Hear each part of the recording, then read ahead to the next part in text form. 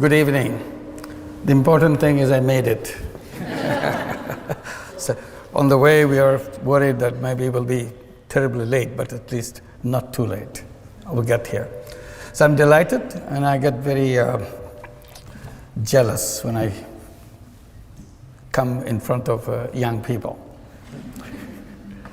I get jealous because you're so lucky.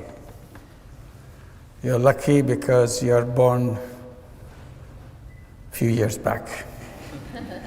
Unlike us, in the prehistoric days, we were. I think the reason that I'm jealous, I see how powerful you are, the young people of this time. And I tell young people today are the most powerful generation in the entire human history. Not because these young people today are smarter than before. It's about the same. Smartness is the same. It's because you have technology in your hand, which no other generation ever had. Unbelievable technology. That gives you tremendous power. On the surface, you look just like another human being. But in reality, each one of you is a Superman and a Superwoman because of the power you get from the technology. So technology is an issue for me, excites me completely. People usually tell young people that you are the leader of the future. That's the standard way, say leader of the future. I try to repeat and emphasize that no, that's not true. Because you are leader already. So you don't have to wait for the future to become leader. A 15-year-old today is more powerful than probably 35-year-old of other generations. So what do you do with that power? That's the issue I raise. Because if you're not using that power, that will be wasted. So first, to feel that you have that power, the amazing power that no other generation in history ever had, and decide how you're going to make use of it. My story begins not about power. My story begins with frustrations. I was born in a country where in each direction you see it's a lot of frustrations, a lot of disappointments, a lot of things you wish didn't happen the way it happens. And out of this frustration, you feel you're a totally useless person. You cannot do anything. You have nothing that you can make a change, make a difference. The country went through famine. When I was teaching economics in the university right next door, people were suffering of hunger, 1974. So I felt all the theory that I teach is useless stuff, has nothing to do with people's life. And I felt totally useless as a human being. I cannot be of some use to somebody. So that's what I was trying to do, getting into the village next door to the university campus to see if I have any use for anybody else. And then I did tiny little things to find my worth, that yes, I have some meaning in my life. And I did things which I knew nothing about. When you're desperate, out of desperation you do things which you never thought about. So I'm sure you have been told how to plan things, how to set things, everything very clearly. But that's not what I did. I jumped at things without knowing anything about it because I just couldn't wait. And you heard about microcredit, which goes with me. People remember how it started with me. It was not a pre-planned thing. Simply, situation is so bad, you had to do something. And that situation is about loan sharking in the village, which is just next to the university campus.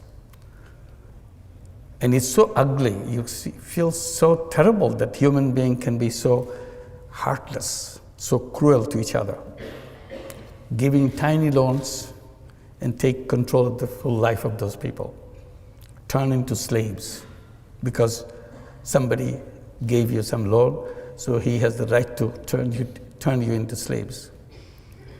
So you see it very clearly. It's not reading in the books.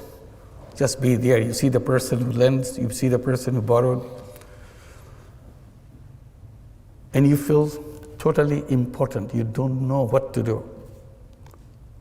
Suddenly it came to my mind, I can do something. I can take care of this problem. It may be a global problem, who cares? But all I see, these people here, and I can solve the problem for these few people.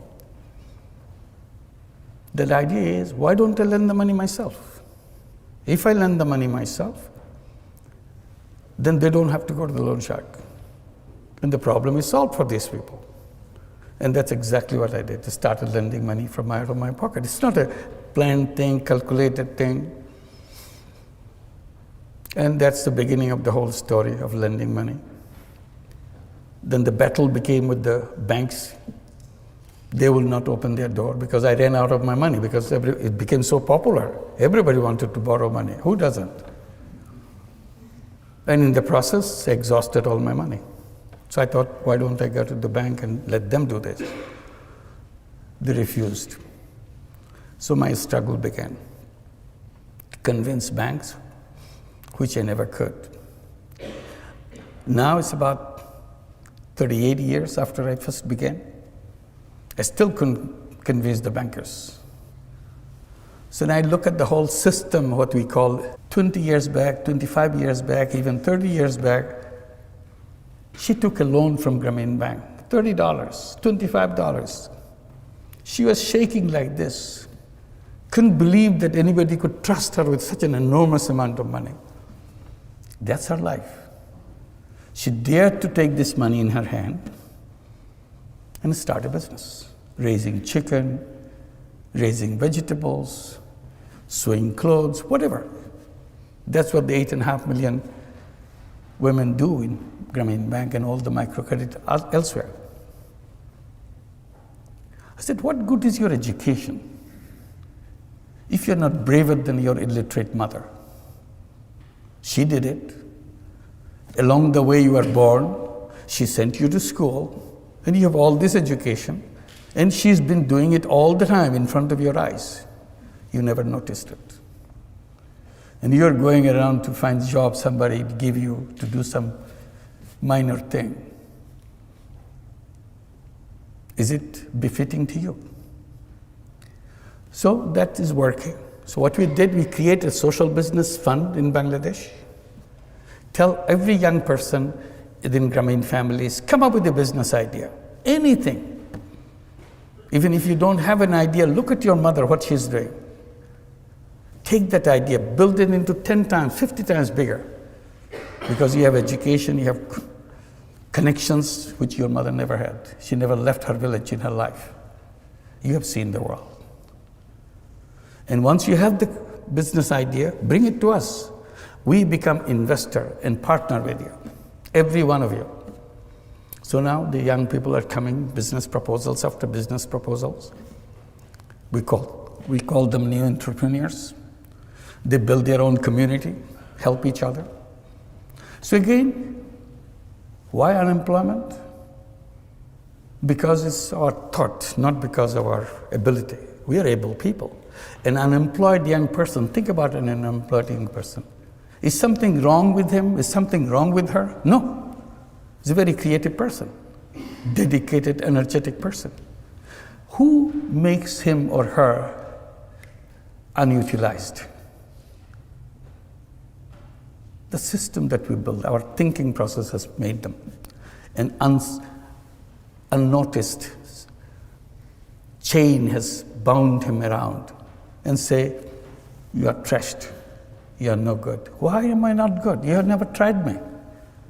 I have no room for you. Who are you to provide room for me? I create my room. I create my own space in this planet. But we don't do that. We tell somehow we have to have a job. So the natural choice for every young person, every human being, would be to an entrepreneur. If somehow I'm not getting an opportunity for becoming an entrepreneur, for a while I can work for somebody, for a while. Because ultimately that's what I should be my own, and create the world for my own way. So my story is about this, about microcredit, which is not about just lending money. It's unleashing the capacity that every human being has. And the system denied them that right. Like banking system is close to more than half the population of the entire world. It works only for the rich. If you notice, most of the institutions that we build are designed to work for the rich. And then we blame the poor for being poor. I said poor are poor not because of anything wrong with them. You simply denied them the doors to open. I give the example of bonsai, little tree. I tell that, look at the bonsai. You take the best seed in the world, put it in a flower pot, and give all your love to it, let it grow. It grows only this big. And you ask the question, is something wrong with the seed? No, nothing wrong with the seed. Then why is it so tiny? Because we didn't give them the space to grow. There is no base on which to grow. I said, poor people are bonsai people. There's nothing wrong with their seed. Simply, we didn't create a society to give them the base on which to grow. And then we blame them for being so tiny, so poor. So natural human being has no reason to be poor person. Natural human being has no reason to be an unemployed person. We made it happen for them. That's my complaint. I bring it to you. As a new, powerful young people, you'll create a world where the word poor will not be necessary. And I keep saying that poverty should be in the museum, not in human society. In the museum to show our stupidity, how we punished human beings for no fault of their own. And you'll create a society where there will be no unemployment. The word unemployment will not be understood. People will not understand, what does it mean, unemployed? Why should anybody be unemployed? The first thing to do is to make the word unemployment unemployed. And that's the beginning. Thank you very much.